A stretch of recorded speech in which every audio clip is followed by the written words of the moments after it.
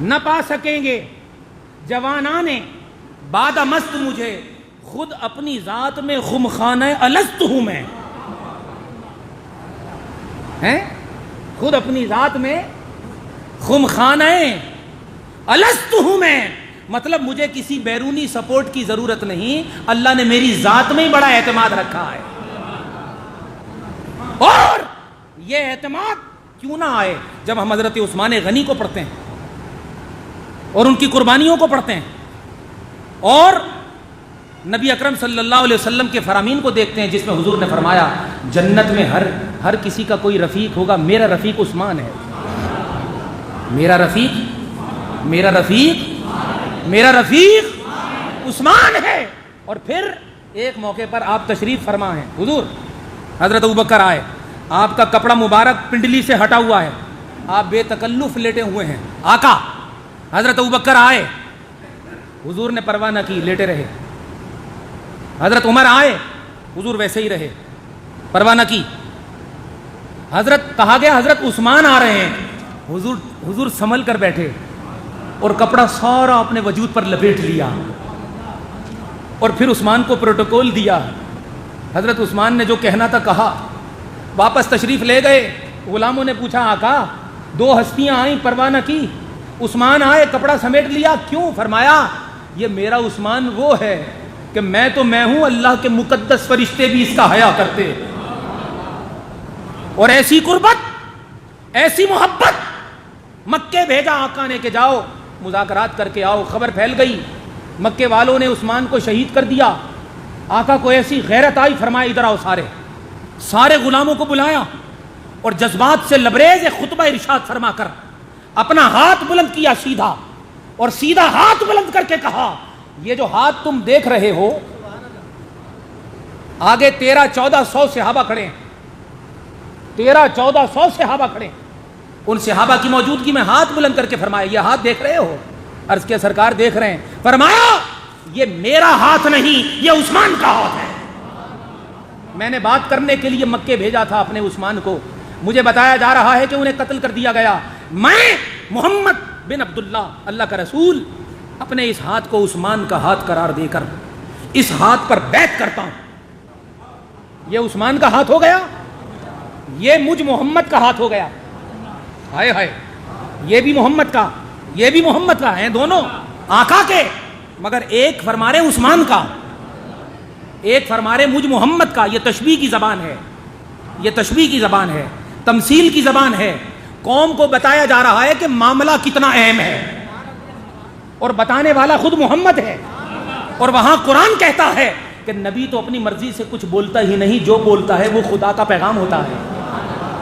بس دو لفظ کہنے دو مجھے بارگاہ عثمان میں، یہ ہاتھ سیدھا عثمان کا، یہ بایاں مجھ محمد کا۔ سب سے پہلے میں محمد بیعت کرتا ہوں عثمان کے ہاتھ پر، میں بیعت کرتا ہوں کہ جب تک عثمان کے قاتلوں سے بدلہ نہیں لے لیتا اس وقت تک چین سے نہیں بیٹھوں گا۔ آؤ تم بھی بیعت کرو۔ 1400 صحابہ نے اس ہاتھ پر بیعت کی۔ کس کے ہاتھ پر؟ ہاں رضوان اچھا بولا، رضوان نے کہا عثمان کے ہاتھ پر۔ بات صحیح ہے اس کی، لیکن بات یہ ہاتھ تو محمد کا تھا، یہ عثمان کا ہاتھ تو حضور نے بنایا۔ معلوم ہوا حضور بتانا چاہتے ہیں عثمان میرا ہے، میں عثمان کا ہوں۔ اب ہیں دو مگر ایک ہے، ہیں دو مگر ایک ہیں۔ تو اب جو عثمان سے بگڑا وہ محمد سے بگڑا، جو عثمان سے جڑا وہ حضور سے جڑا، اور جس سے عثمان راضی اس سے آقا راضی، جس سے آقا راضی اس سے خدا راضی۔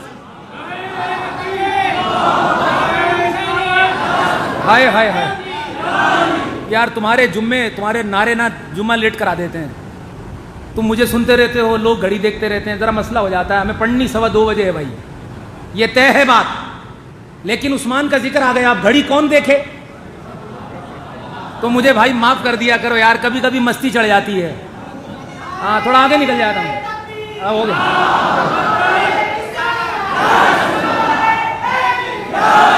اللہ اکبر، میں نعرے بند کرا رہا ہوں، عمران نعرے لگا رہا ہے۔ عثمان کے ہاتھ پر بیعت کرو. 1400 صحابہ نے بیعت کی. اچھا ادھر وہ مکے میں تھے, حضرت عثمان غنی خبر تھی, شہید تو نہ ہوئے تھے, وہ واپس آ گئے. جب واپس آ گئے تو لوگوں نے کہا کہ آپ کو اللہ پاک نے بڑی شان عطا کی ہے, آپ کے ہاتھ کو نبی نے اپنا ہاتھ بنا دیا. حضرت عثمان رونے لگ گئے اور خاموش ہو گئے. پھر ساری زندگی بیت گئی. جب شہادت کا وقت آیا تو فرمانے لگے تمہیں خبر ہے عثمان نے کیا کیا؟ وہ یاد کرو صلح حدیبیہ, حضور نے کہا تھا یہ ہاتھ عثمان کا ہاتھ ہے, وہ دن اور آج شہادت کا دن. خدا کی قسم کبھی میں نے اس ہاتھ سے اپنی شرمگاہ کو نہیں چھوا. میں نے کبھی اس ہاتھ سے شرمگاہ کو نہیں چھوا. اور ایک روایت میں نے اپنی گندی آنکھوں سے پڑھا. حضرت عثمان فرماتے ہیں کہ جب سے میں نے کلمہ پڑھا میں عثمان نے کبھی ازار کھول کے اپنی شرمگاہ کو دیکھا بھی نہیں, ایسے کر کے دیکھا بھی نہیں, حالانکہ ہے میری. اور پھر ایک غزوے کا موقع, حضور نے صحابہ نے عرض کی یا رسول اللہ بھوک بہت ہے, کوئی انتظام ہو جائے. حضور کے لفظ حدیث پاک میرے سامنے ہے, پڑھنے کا وقت نہیں. حضور نے فرمایا ابھی اللہ کوئی انتظام کر دے گا.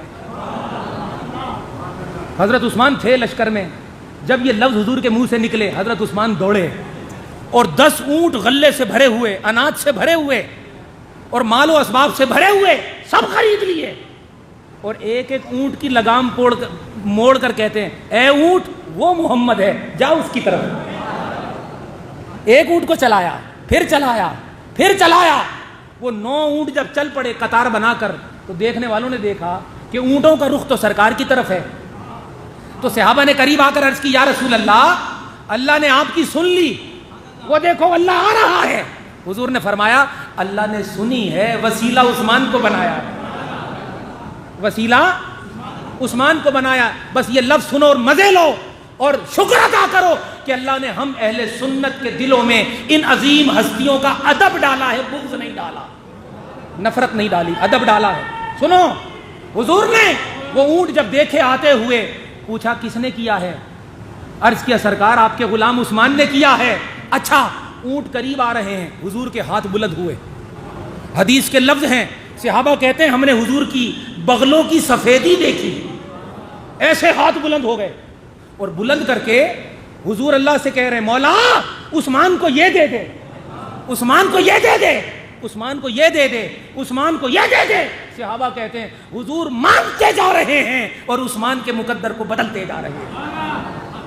اور ایک روایت میں نے پڑھا حضور اتنے خوش ہوئے, فرمایا میرے مولا اس قربانی کے بعد جو مال خرچ کر کے عثمان نے دی ہے, جو اپنی جیب کا مال خرچ کر کے, مال کوئی خرچ نہیں کرتا, بابا سب کر لیتے ہیں, یہ جگرا عثمان کا تھا, مال خرچ کر کے جو قربانی عثمان نے دی ہے, مولا آج کے بعد عثمان جو بھی کرتا رہے میرے مالک اس سے حساب نہ لینا.